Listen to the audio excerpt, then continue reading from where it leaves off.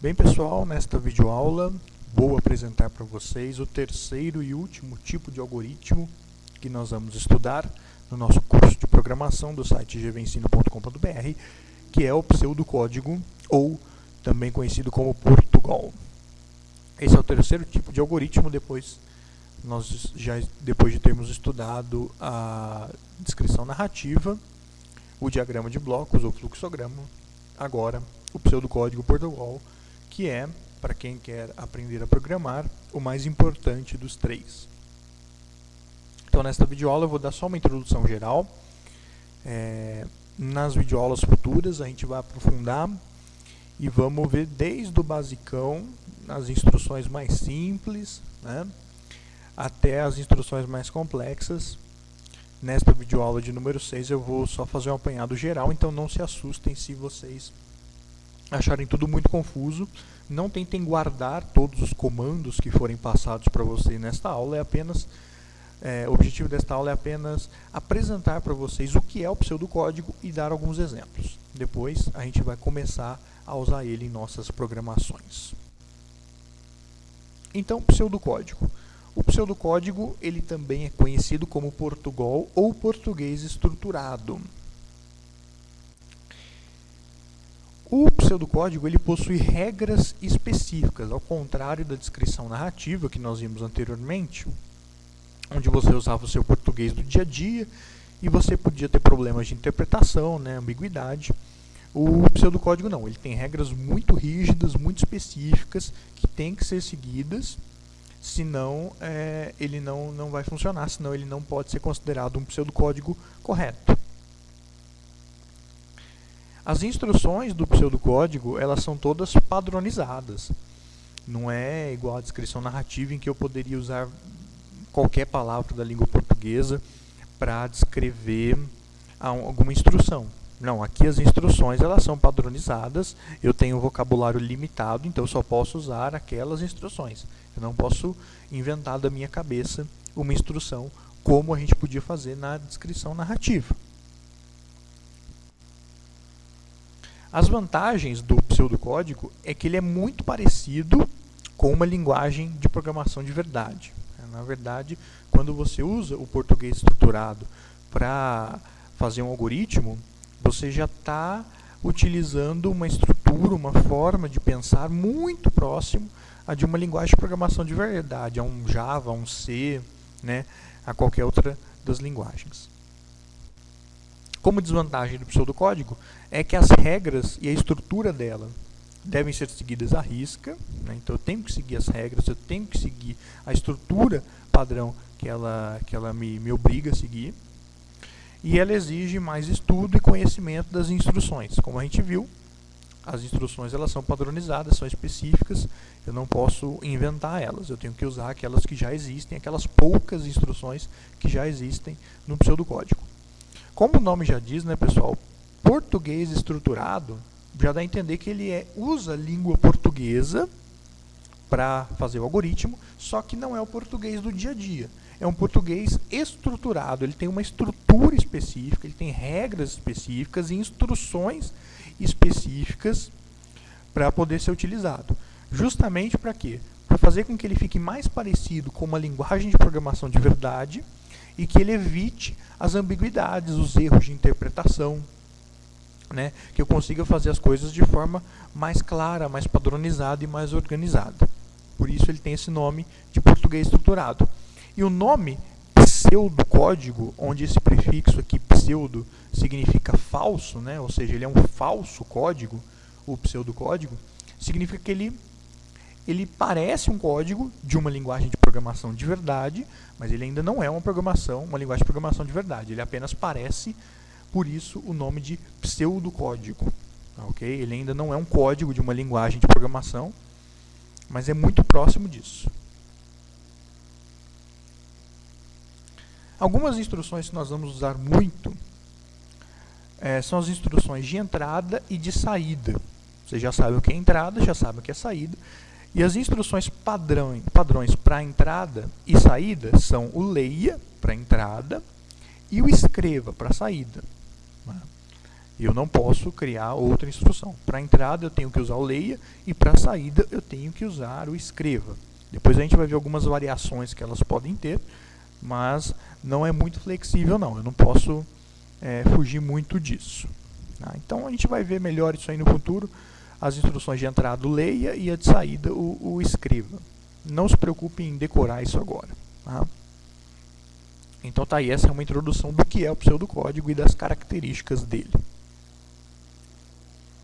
Vamos agora então ver alguns exemplos. Voltando aqui então, só para a gente lembrar, um exemplo usando o diagrama de blocos, de somar 3 números que nós fizemos na aula passada.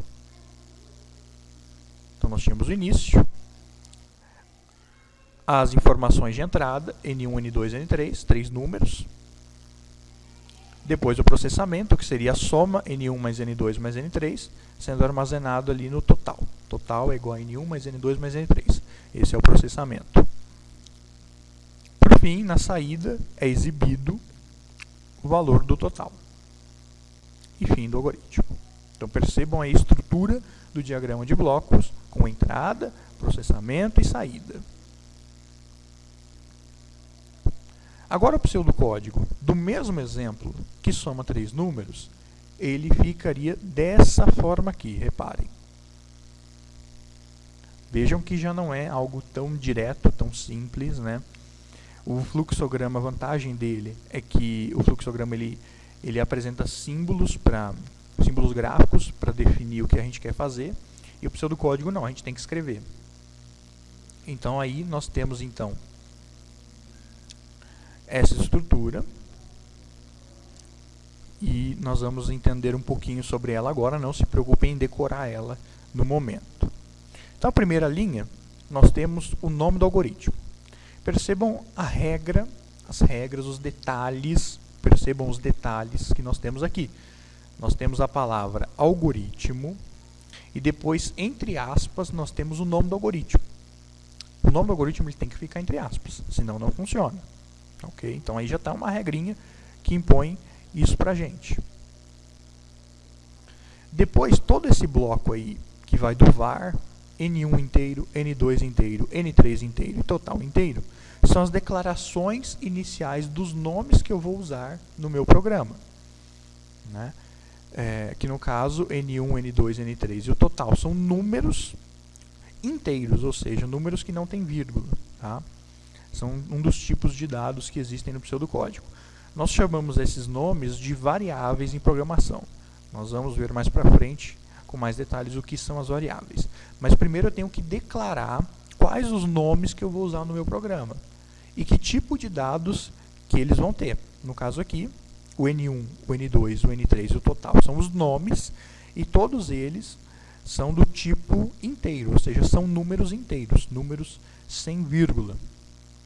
Aí nós temos essa divisão, né, porque dessa divisão verdinha para cima são só as declarações, é só a preparação para o pseudocódigo. O início mesmo é dali para baixo. Então nós temos aí então a instrução de início, onde a partir dela eu sei que o meu algoritmo começa de verdade, né, dali para cima é só declarações, só o projeto do que vai ser usado. Então ali no início ele começa. E aí nós temos em seguida o leia N1, leia N2, leia N3, que são a leitura das entradas, são as informações que vão ser recebidas. Então ele vai ler o número 1, vai ler o número 2 e vai ler o número 3.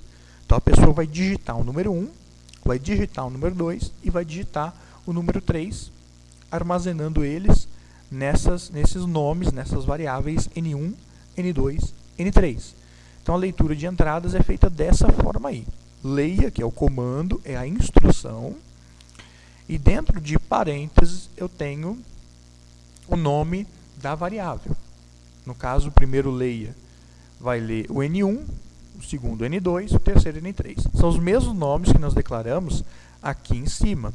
Tá? Tem que ser os mesmos nomes. Então aqui em cima eu só estava preparando ele para que embaixo ele lê esses nomes. Depois disso, nós temos aqui o processamento, que é o total, recebendo a soma N1 mais N2 mais N3. e a saída, onde ele escreve o resultado deu, e na frente desta frase, o resultado deu, ele coloca a soma, ele coloca o total que ele somou. Por fim, a instrução de fim do algoritmo, que informa para a gente que o algoritmo acaba ali. Então perceba que nós temos a leitura das entradas, as 3 informações que ele vai receber, uma chamada N1, outra N2, outra N3. Depois nós temos o processamento, que é somar N1 mais N2 mais N3, e pegar o resultado dessa soma e colocar ele no total. E por fim nós temos a saída, que é escrever na tela o resultado deu, e na frente desta frase, o total que foi calculado aqui no processamento. Então esse é o primeiro exemplo, a soma de 3 números, usando pseudocódigo. O segundo exemplo, tirar a média de 3 notas e dizer se o aluno está aprovado ou não. Nós fizemos com o fluxograma, o início, as entradas, a leitura de 3 notas, né? Nota 1, nota 2, nota 3. Depois o processamento, que é a soma das 3 notas dividido por 3, jogando o resultado na média. Depois a decisão, se a média for maior que 6, se sim ou se não. Se sim, joga na saída que o aluno está aprovado, se não, joga na saída que o aluno tem de estudar mais. Fim do diagrama de blocos, fim do fluxograma. Então, só para a gente lembrar, o fluxograma que nós vimos na aula passada. E agora o mesmo exemplo, média de 3 notas e a situação final do aluno, dessa vez usando pseudocódigo. Veja só como é que ficaria. Né? Vamos analisar então. Percebam, a estrutura é a mesma do exemplo 1, do pseudocódigo do exemplo 1. A estrutura é a mesma. Então, primeiro eu tenho o nome do algoritmo, que é a palavra algoritmo e, entre aspas, o nome. No caso aqui, o nome que eu escolhi foi média notas. Depois, as declarações iniciais de nomes, quais são os nomes, quais são as variáveis que eu vou usar ao longo deste algoritmo, N1, N2, N3 e média. Reparem que aqui, na frente dos 2 pontos, eu já não tenho a palavra inteira, eu tenho a palavra real, significando que esses 4 números, N1, N2, N3 e média, são números reais. Lá na matemática, os números reais são aqueles, né, que podem ter vírgula ou podem não ter vírgula, né? Enfim, podem ser representados aí de forma fracional, com fração.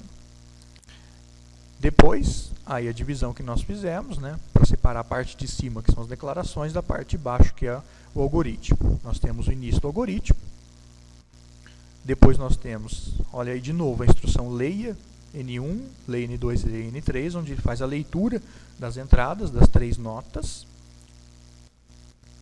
Depois o processamento, onde ele soma N1 mais N2 mais N3 e divide o resultado por 3 e joga o resultado dessa conta na variável média.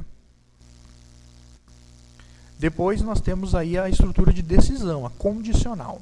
Se a média for maior que 6, então escreva aluno aprovado. Se não, escreva precisa estudar mais. Fim do C. Percebam a estrutura, pessoal. Olha só. Se média for maior que 6, então escreva, abre parêntese, abre aspas. Dentro das aspas eu coloco o que eu quero que escreva, aluno aprovado. Se não, escreva, mesma estrutura, só que com outra frase dentro. Precisa estudar mais. E aqui eu tenho um fim do C, para eu saber quando que esse C aqui acaba. Então eu tenho o se média for maior que 6, então, se não, e o fim do C. Percebam que tudo que tem um início tem que ter um fim, né? Então, aqui em cima nós tivemos o início, aqui embaixo no final nós temos o fim do algoritmo, né? Aqui nós tivemos o se, aqui nós tivemos o fim do se. Tudo que tem um início, em programação, tem que ter um fim. Depois, se a média for maior que 6, se a condição for verdadeira, escreve na saída, aluno aprovado. Se não, escreve na saída, escreve na tela, preciso estudar mais. Fim do algoritmo. Então, aí nós temos, novamente, a estrutura, leitura de entradas, processamento, decisão e saída do nosso algoritmo. Percebam as regras, percebam os detalhes que devem ser seguidos, né? Eu já tenho uma estrutura, já tenho umas regras, os detalhes, as instruções, né? Tudo isso deve ser seguido à risca no pseudocódigo. Então, para a gente poder começar as nossas simulações práticas de pseudocódigo, que é onde vocês realmente vão começar a aprender a programar de verdade, eu costumo utilizar o Visualg, que é um simulador de pseudocódigos. Ele foi criado por um brasileiro, Cláudio Morgado de Souza, e ele é um software de domínio público, ou seja, ele é gratuito, qualquer pessoa pode pegar, pode usar para qualquer objetivo que ela queira. Então é um software gratuito, vocês podem baixar, podem fazer o download lá no nosso site do gvensino.com.br, o link está aí no vídeo para quem quiser. E eu já aconselho vocês a fazerem o download do Visualg, façam o download, instalem ele na máquina de vocês, que nós vamos começar a utilizar ele para aprender a programação logo nas próximas videoaulas. Então é isso. Esta foi a aula número 6 do nosso curso de Lógica de Programação. Espero que vocês tenham gostado. Qualquer dúvida, não hesite em nos escrever, entre no nosso fórum, ou coloque um comentário, ou envie um e-mail para a gente. Entre em contato, que será muito bem-vindo. E se você gostou, se você tem alguma sugestão, pode nos enviar também, que será muito bem-vindo. Muito obrigado a todos e até a próxima. Tchau.